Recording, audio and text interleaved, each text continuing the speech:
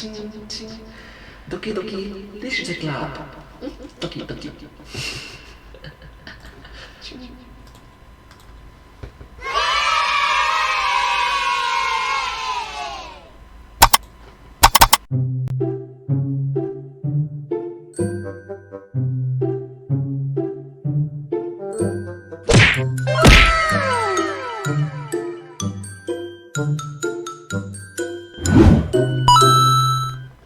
Hello everyone, welcome to this video. In this video, I'll be reacting to one of the early uploads from the YouTube channel, the Game Theorists. Their videos are awesome and I hope that you like this video as much as I did. I do, because I'm a huge fan. So yeah. So this video is about Doki Doki Literature Club. So yeah, let's watch it. And also this video came out in the year 2017, so it's around 4 years ago, so yeah. Anyways, let's start. Oh, no way! A text message! Oh, by the way, viewer discretion is advised. Thank you. Who's it from? Aw, Jacksepticeye, how sweet. And there's a picture? Wait, that's not how I wrote this gag. Oh. Another one? What's going on here? Wait. What the heck? Steph! Steph, are you pranking me? You promised you'd spend time with me, Matt. Me. And only me. Only me. Only me. Only me. Only me. Only me. Only me. Only me. Only me. Only me. Only me. Only me. Only me. Only me. Now let's make a theory together. Oh my god, that's meta.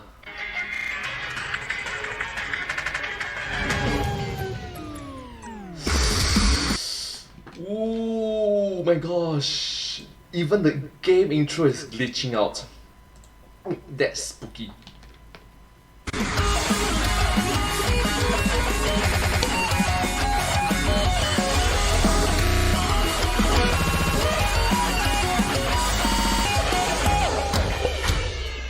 Hello, Internet! Welcome to Game. Oh, did you just notice that? Did you just notice that? You saw that, you saw that, you saw that? It was not Game Theory, it was just Monika. Just Monika. Okay. Now that's terrifying. Theory, where it's our goal to systematically prove that everything in your life is secretly terrifying. Over the years, we've made you fear public Wi-Fi, minimum wage jobs, and even the house next door. But today, we're gonna talk about a game that'll make you stop trusting the very computer you're using to watch this video. Unless you're part of the 75% of users who watch this show on a tablet, phone, console, or TV. In which case, just pretend you're scared too. Ooh, okay? So yeah, just pretend you're scared too. Ooh. Bah. Oh gosh. Okay, looking at its Steam store page, Doki Doki Literature Club seems harmless enough. A cutesy, pastel-tinged dating sim starring 4 adorable waifus, as the kids say, all of whom you can try your hand at wooing for the low price of free. But look a little closer and it quickly becomes clear that this game isn't the fun, light-hearted visual novel that it makes itself out to be. For starters, the top tag on the Steam store page is psychological horror. Huh. It is a dating simulator, isn't it? So why is it psychological horror? Huh. Which makes it seem misclassified. And at the bottom of the game's description, which is a cute little greeting note from the Literature Club's president Monika, you'll find a very stern warning in bold letters. This game is not suitable for children or those who are easily disturbed. This game is not suitable for children who are those who are easily disturbed. And in case you missed that one, the game greets you with that message yet again as you boot it up. Wow. Wait. Do you notice something in the description? Escape. Did you notice something in the description? I just noticed This something in game. the description. Sorry, just a moment. Description.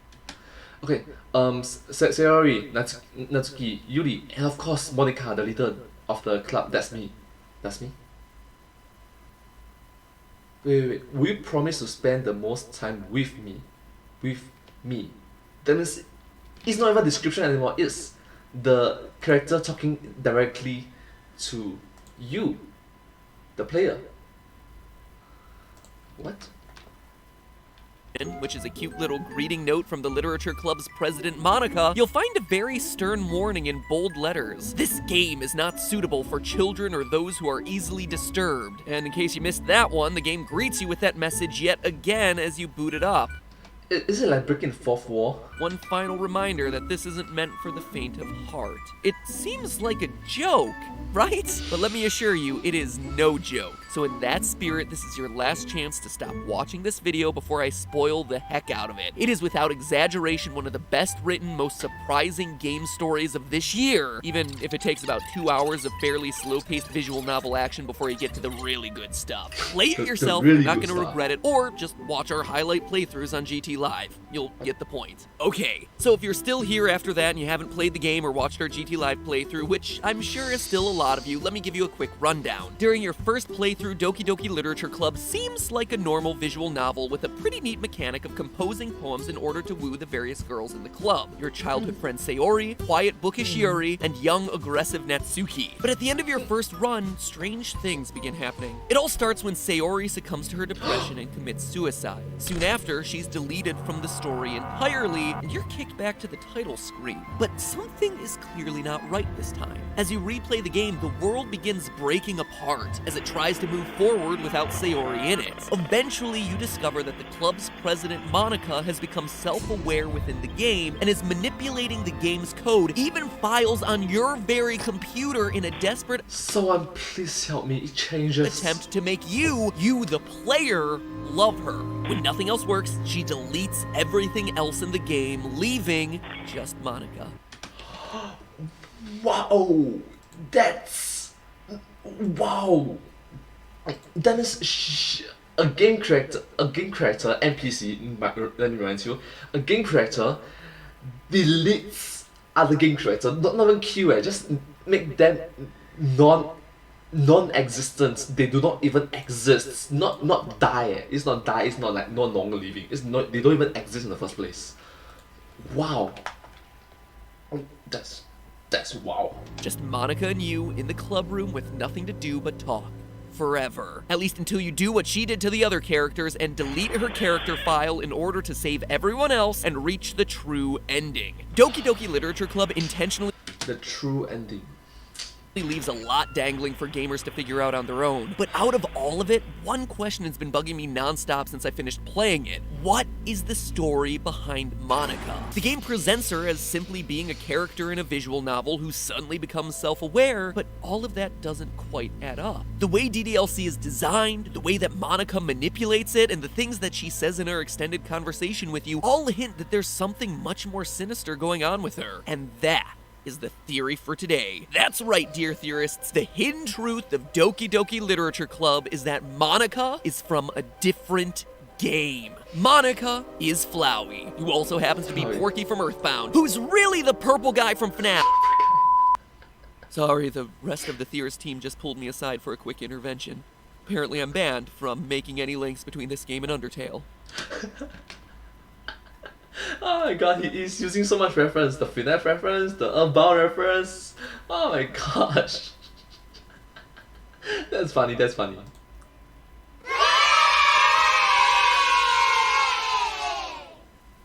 Let's continue.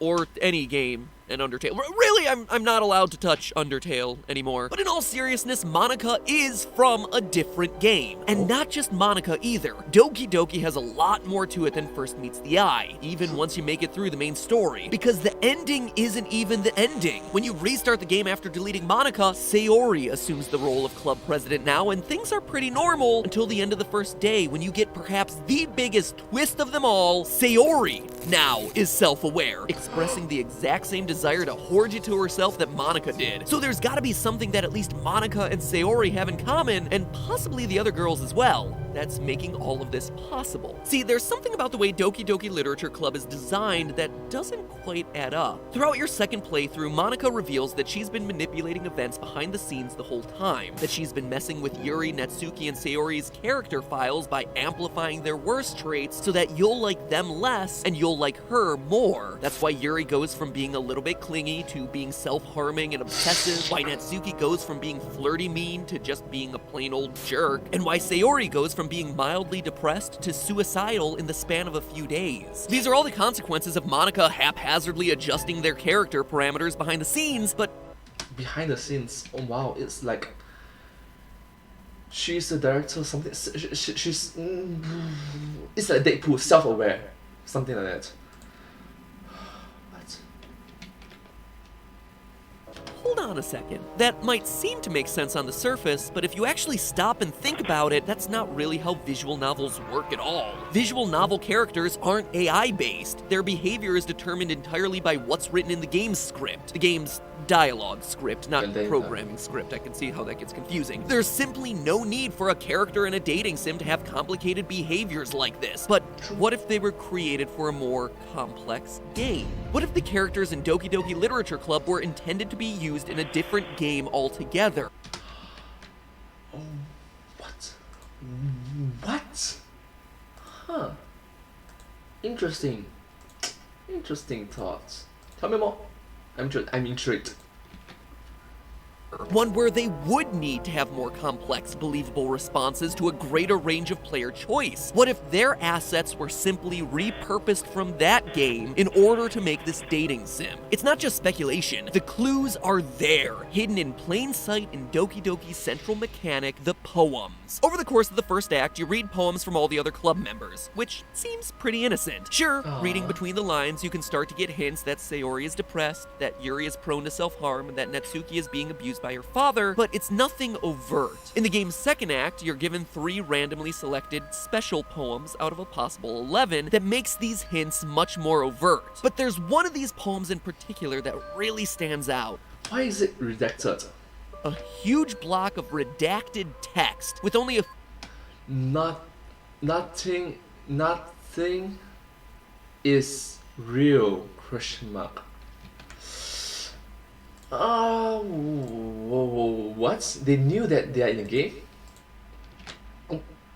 few letters left visible, spelling out the question.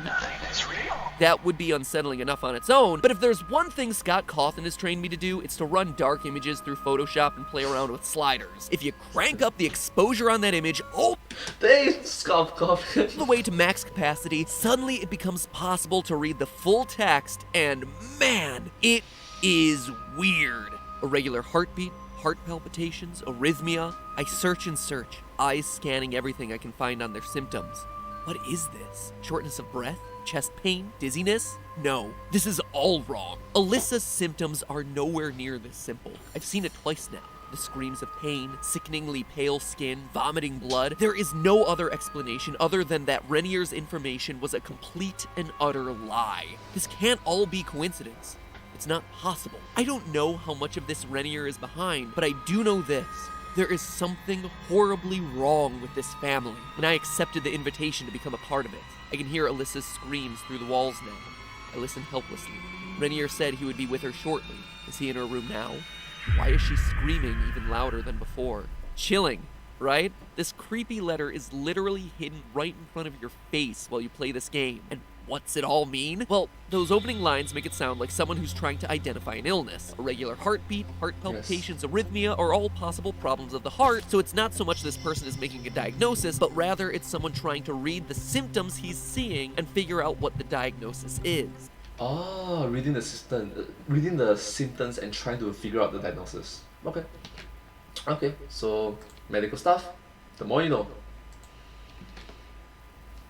It's a clinical assessment, which means that the speaker is a doctor of some kind. And so it's something like a medical staff doing a clinical examination. Notice the words he uses. Their symptoms. It's an illness affecting multiple people. A family, as we see later in the letter. A family that apparently you can join, almost like a cult. It's also worth noting that this doctor who's speaking has some degree of detachment from this girl Alyssa, almost like she's a research subject of some kind, possibly part of a human experiment. And when you put all this together, a cult performing experiments on young girls, it starts sounding familiar. We hear about human experiments exactly 2 times in Doki Doki Literature Club, both times when Yuri describes the plot of The Portrait of Markov. the book that she wants to read with us. A book which has a, quote, ominous-looking eye symbol on the front cover. In the first act, Yuri makes it sound relatively innocent enough. Quote, basically it's about this girl in high school who moves in with her long-lost younger sister, but as soon as she does so, her life gets really strange.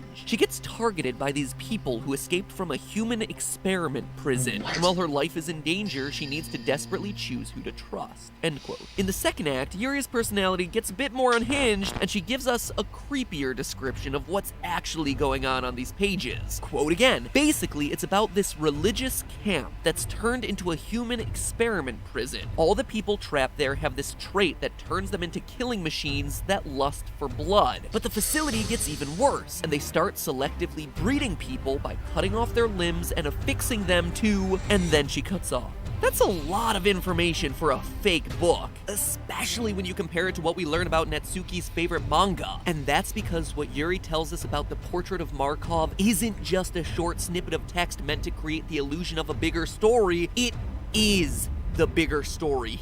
It is the bigger story.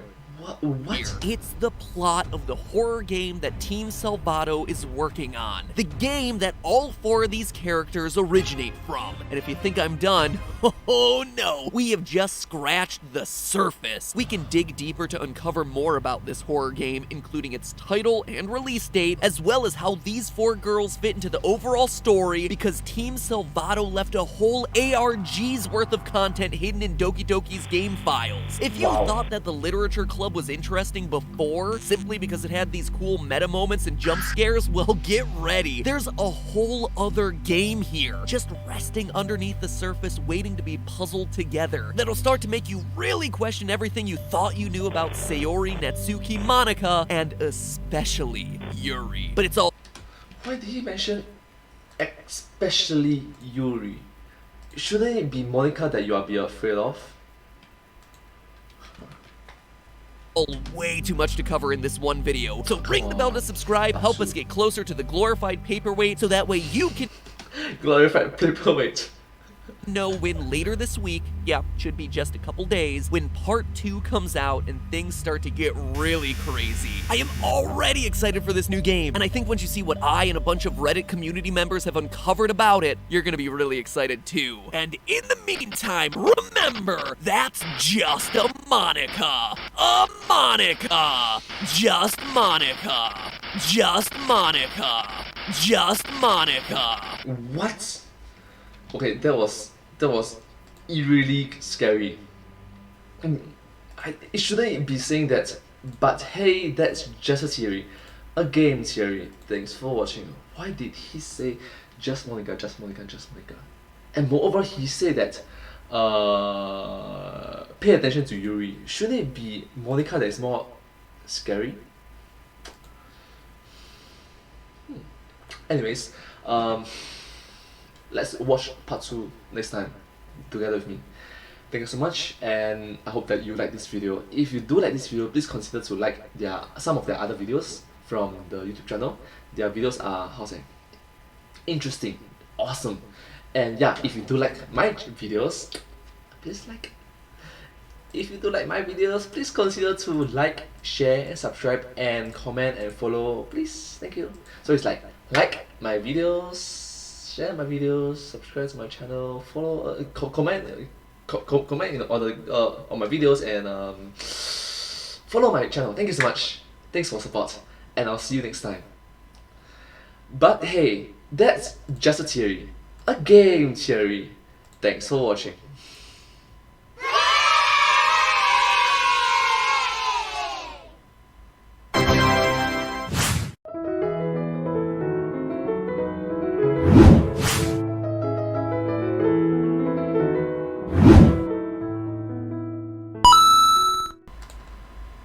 But honestly speaking, it's very creepy for the game to be, how to say, just slowly zoom in at the start, in which you can see that it came from here, come here. Wow. Can you imagine if I actually do that in real life? It's like closer and closer and closer.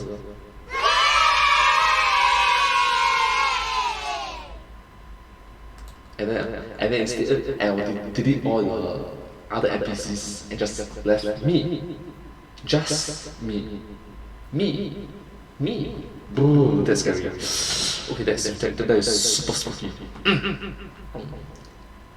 But hey, that's just Monika.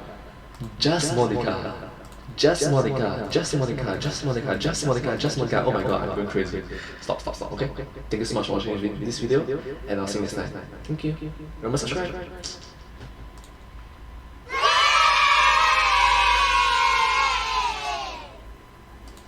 Thanks.